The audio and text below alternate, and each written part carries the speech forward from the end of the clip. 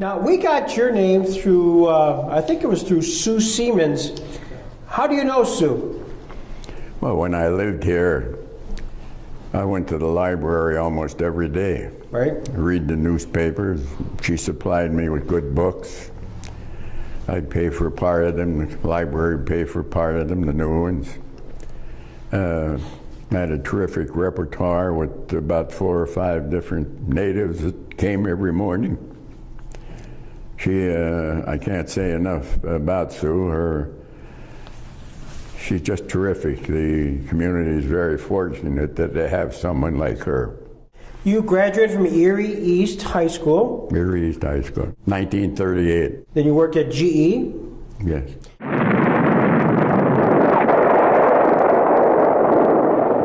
December 7th, 1941, a date which will live in infamy.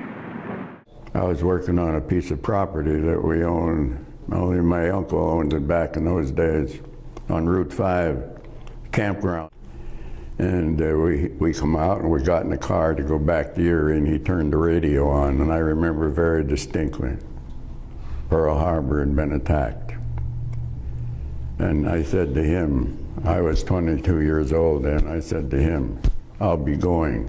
In 1942 then, 2 other fellows and myself enlisted with the idea of getting in the aviation cadet program, which they had back in those days, for people that didn't have a formal education all the way.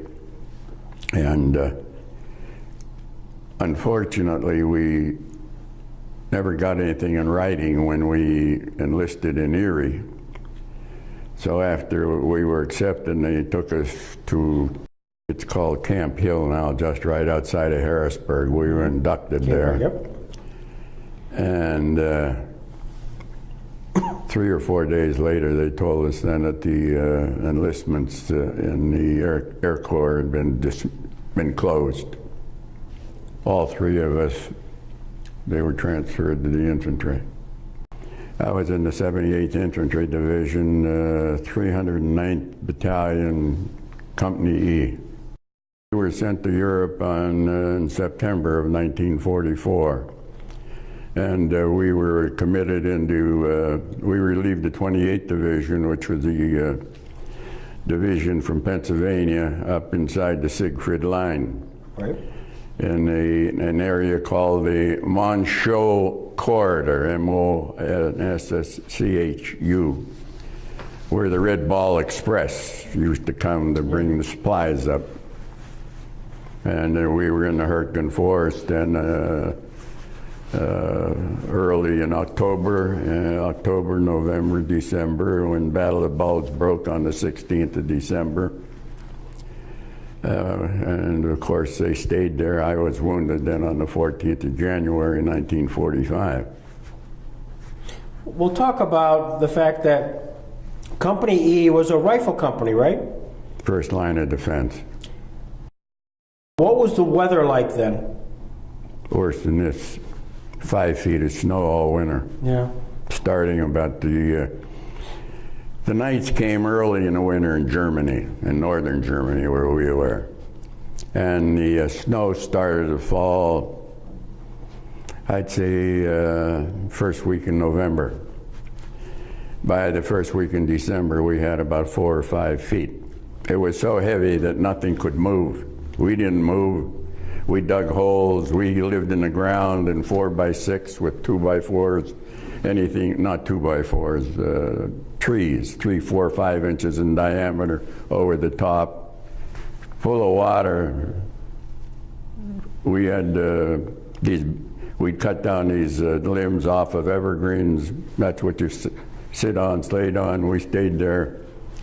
Well, as I say, I was there until I was wounded. My division, my company and everything was there until the German resistance was broken, and they started to move on into Germany.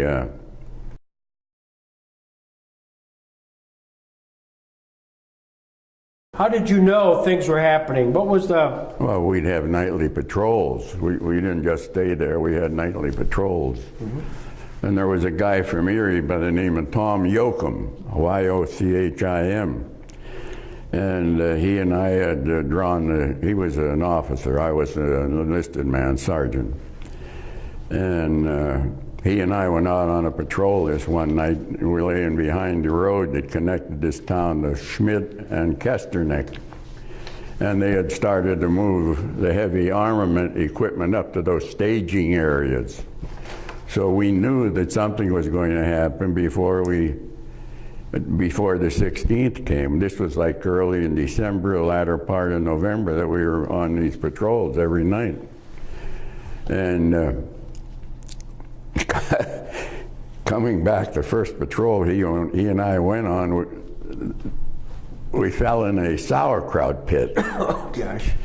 It didn't freeze because of the salt, you know, everything else was frozen all around. So he and I are coming back and we hit this pit and down we went, clear up to our shoulders. By the time we got back to the little village there where we were, you can imagine how badly we smelled. So we got rid of all of that.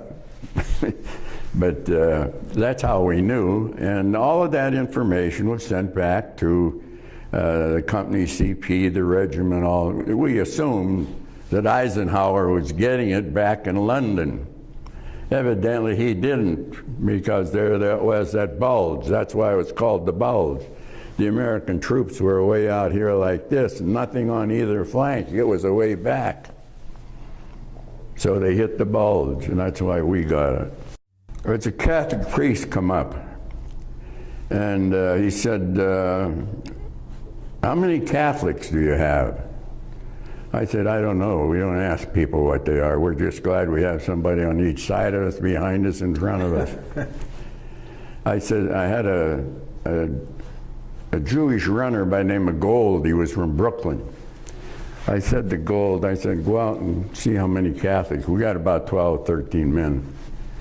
I said, go out and see how many Catholics we got out of the 12 or 13. He come back and he said, well, I think we got 7. So the priest said, well, could you let those 7 go back? I said, yeah, we're stalemated. We're not doing anything with all the snow and everything. I said, send the truck up and we'll let the 7 go back.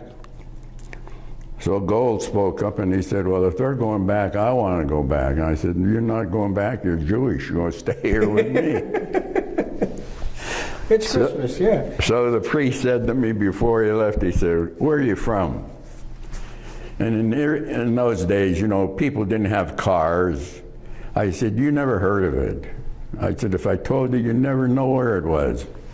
I said, it's on Lake Erie. Oh, where were you from?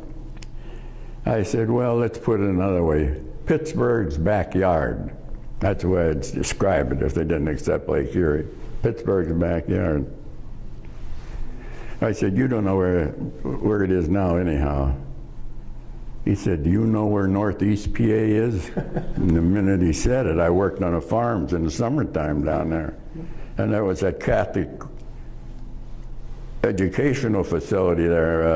I don't know what it was, but I said, now you're going to tell me you became a priest down there in Northeast. He said, you got it right. Oh, gosh.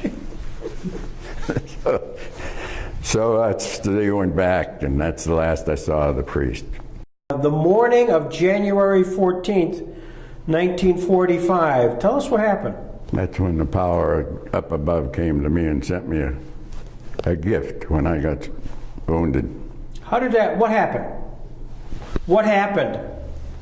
Well, I was in a coma after it happened, so I can't really tell all of it, but the night before, because of the Battle of the Bulge had developed, the night before they had sent these kids that had been going to what they call ASTP program up to us. These were kids that were going to college here, that the government had agreed to let them pursue their college education, finish, and then enlist in the Army Reserve and be an officer. They'd go through officers training. But they had no training before they sent them over.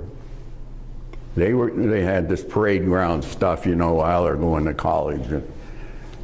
nomenclature of a rifle or something like that, but nothing else. And they just brought them over by airloads because they were afraid the Germans were going to break through and embarrass Eisenhower and his friends in London. And I think I got one or two to come into my squad. And one was a kid, his name, I'll never forget him, Petio was his name. He was from Chicago, but he was a smoker, cigarette smoker. And of course, we didn't smoke. None of us did. And so I took him into this hole with me, and in those, what we did was every 2 hours in a hole, one man would stay on guard outside and the other one would go in and sleep. Then you'd check off another 2 hours and change it. And I came out of that hole for my tour of duty that Sunday morning on the 14th, and I had no more, and he got out and these tree bursts started to hit. Germans had their shells fused, so it hit the top of the tree. And fragments would come down just like an umbrella. They'd scope all around. That's what I got hit by, shrapnel. And I swear to this day that he was probably smoking a cigarette and we had been zeroed in because we hadn't had too much difficulty before that. Right. But don't forget, this was their territory. They knew everything about it. We knew nothing. We moved in, we were complete strangers. And so I think that's what occurred, but I couldn't say for sure. So then this Tom Yoakum, then they'd hollered for the medic to come when I had wounded, and he come over and put a tourniquet on, bandaged it up. And I stayed there for about a couple hours till the medics came, so they tell me afterwards. And they put me in the meat wagon, that's what they called the ambulance. When I was wounded, they brought me into the hospital in Liège, Belgium. And I hadn't had a change of clothes in 7 or 8 weeks. I had a beard a mile long. I stunk to high heaven. Everything was in shreds. We had a pair of boots that leaked like sieves that some desk jockey in Washington, D.C. designed. Right. Thought we were riding cowboy horses or something. They had a wrap around your ankle, but they leaked like hell. I was in the coma for 3 days till I woke up in this field hospital, they call it, in Liège, Belgium. And from that on, they sent me to Paris and sent me to England, Kidderminster, England. And the reason I was there was because I was so infected. We laid on a ship out in Southampton Harbor for 3 days because the fog was so thick the ships couldn't get in. And by the time I got to the hospital, this arm was bandaged completely up here. It was like a board filled with pus, infection, all of it draining all over, just from all these shells. So they would never put you on the hospital ship till your wounds were closed up. And so I had to wait there until the 29th of April, and they put me on the hospital ship. Then that's that ZI, Zone of Interior.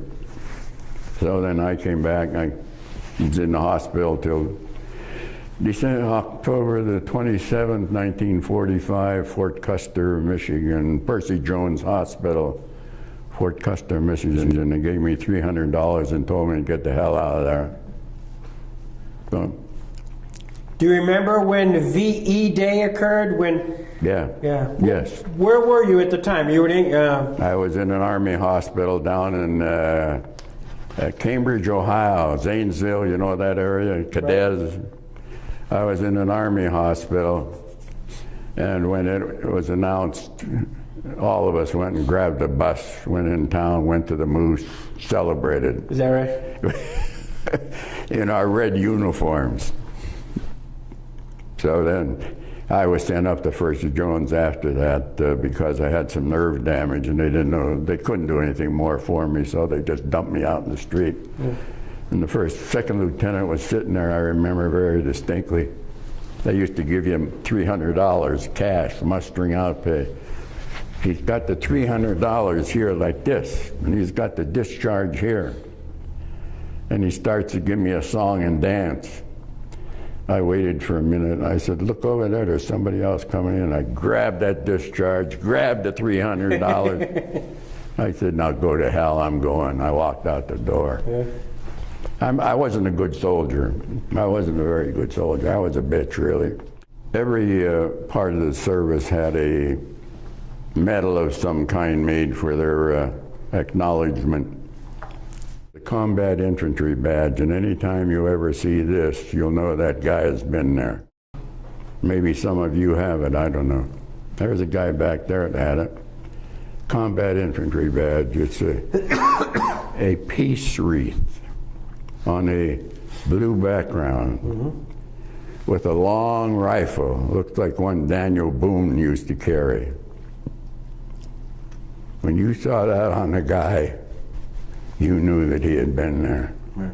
And that's one thing I'm very proud of. That particular badge had been authorized by the Congress in the year 1943, but it was not ever awarded until 1944. Then, at the same time and the same day, the combat badge was also authorized for anyone with 1 day of combat. The saying is that in order to get the expert badge, you have to show what you know. You've been gracious. I know you have been willing to do this, and I'm just glad it worked out so well today. I do it in hopes that it might straighten some other people out in their thinking. Well, I'm sure it will, and so we salute you. Thank you. Thank you.